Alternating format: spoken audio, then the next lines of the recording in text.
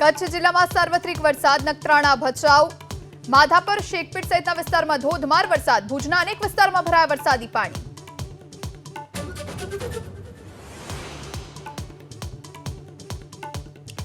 ફરી ધ્રુજી કચ્છની ધરા, દુધઈમાં અનુભવાયો 3.3ની તીવ્રતાનો ભૂકંપ, કેન્દ્ર બિંદુ દુધઈથી 10 કિલોમીટર દૂર.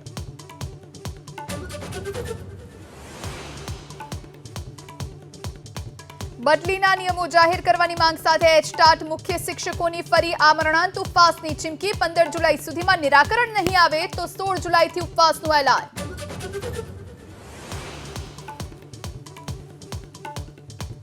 પ્રધાનમંત્રી નરેન્દ્ર મોદી રશિયાના પ્રવાસે રવાના. મોસ્કોમાં પુતિન સાથે કરશે મુલાકાત. ભારત રશિયા વાર્ષિક શિખર સંમેલનમાં થશે શામેલ.